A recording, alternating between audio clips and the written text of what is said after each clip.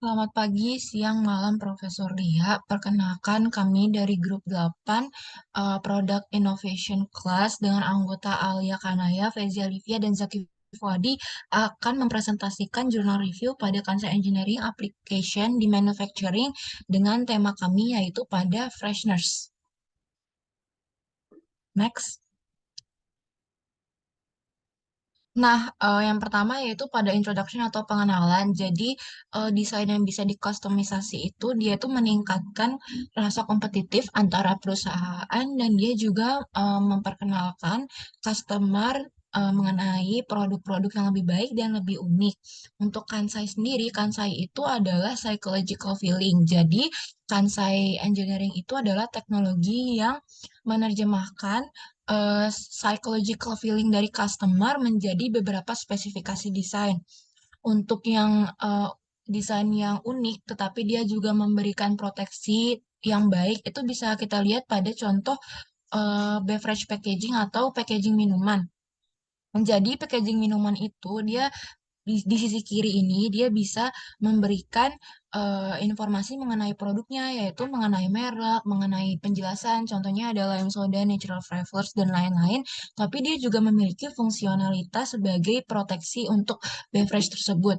Nah, untuk research ini nantinya akan ada tiga objektif, yaitu yang pertama untuk mengidentifikasi desain elemen dari packaging, yang kedua yaitu untuk mengidentifikasi Kansai words di desain packagingnya, dan yang ketiga untuk memformulasikan packaging desain yang baru.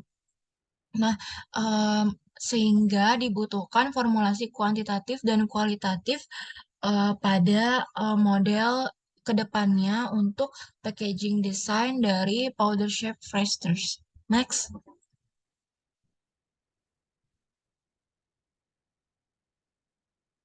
Oke, selanjutnya ada related to works. Jadi, kalau kita memperhatikan sebuah sistem, kita tuh harus melihat dari input, entities, output, stakeholders, dan hal-hal lain yang harus kita identifikasikan. Nah, di sebelah sisi kiri ini kita bisa lihat ya, jadi dia harus ada acceptable input, unacceptable inputs, dan lalu dilihat juga nih dari entitas sistemnya. Ada 6 entitas sistem, lalu dilihat juga dari eksternalitasnya dan lain-lain. Selanjutnya, untuk information yang harus desainer capture pada desainnya itu ada packaging design, description, sama relationship-nya. Nah, kalau misalkan packaging material dan persepsi afektif itu tuh termasuk dari kasar atau enggaknya desain apa namanya packaging tersebut. Habis itu bisa dilihat dari kehalusannya, kehangatan, dan smoothness.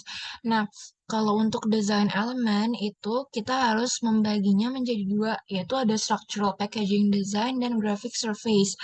Tapi kalau misalkan untuk packaging design itu dia terdiri dari layers, atau kita di sini bisa bilang namanya silos, dan di setiap layer itu dia punya opsi alternatif. Contohnya kita bisa lihat dari mooncake. Nah, kalau misalkan kita melihat dari mooncake, packagingnya itu kan kita bisa lihat ya di sini ada banyak teks Chinese text. Habis itu warnanya dia udah pasti merah dan gold. Itu gabungan dari dua itu. Terus layoutnya juga bisa lihat nih dari sisi penempatannya.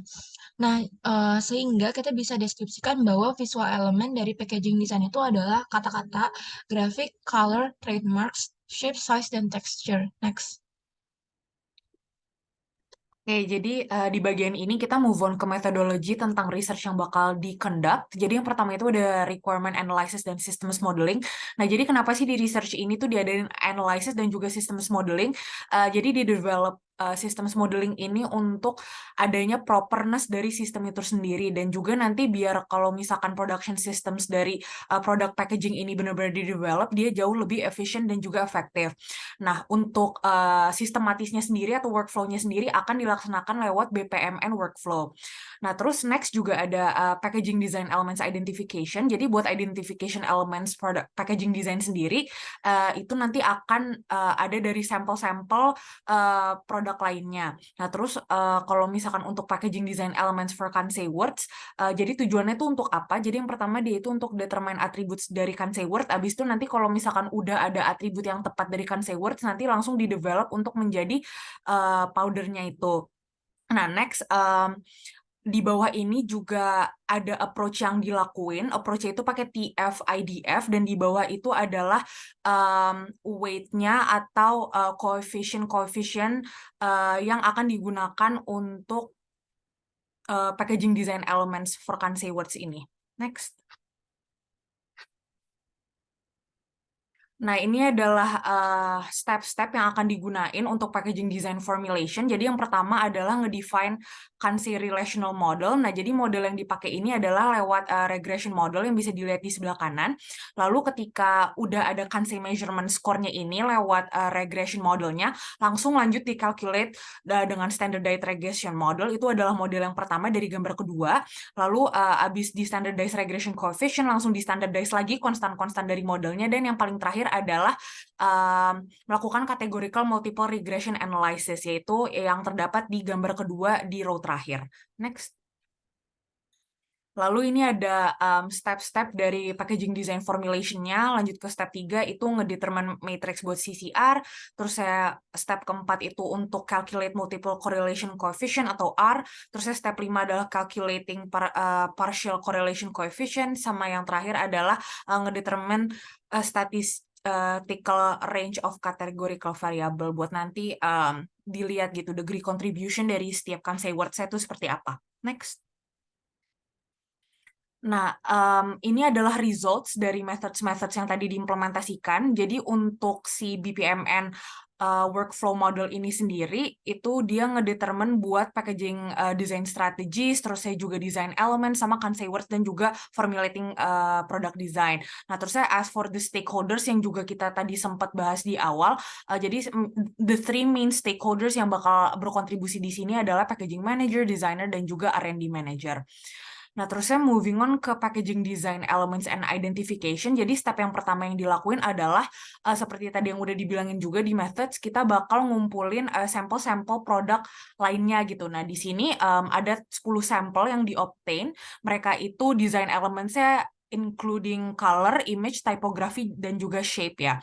Nah, terusnya dari 4 tadi ini akan di-classify lagi untuk menjadi design element seperti yang ada di table 2. Next.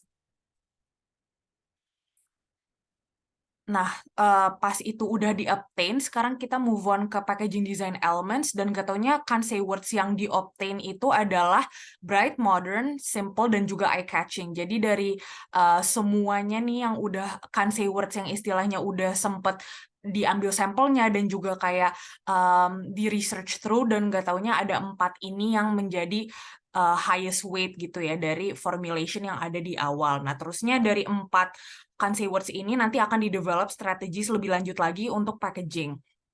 Nah, untuk packaging design formulation-nya sendiri, yang pertama itu kita bakal ngegunain QTT1 analysis buat nge-examine relationship-nya. Itu ada di tabel di bawah. Dan yang kedua adalah ketika si QTT1 analysis ini udah di-develop untuk ngetahuin relationship antar for product elements dan juga for product images, nanti kita itu bakal ngevaluasi mereka berempat itu lewat R-square-nya, hasilnya berapa. Next. Nah, jadi dari for product elements dan images, kita bisa tahu nih kalau misalnya R-square yang paling besar itu atau yang paling berkontribusi adalah eye-catching strategy. Jadi kalau misalkan dari paper ini statistically proved bahwa eye-catching strategy ini highly recommended gitu for further implementations dan juga development of the packaging. Nah, terusnya lastly, ini adalah mix and match ya, mungkin dari packagingnya sendiri. Ini ada design support information untuk new packaging design nanti. Next.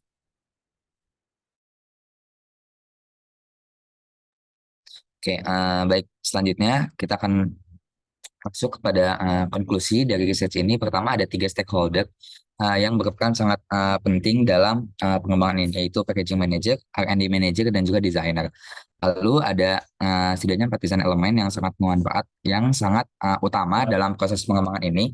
yaitu dari segi color, kemudian image, tipografi, dan juga shape.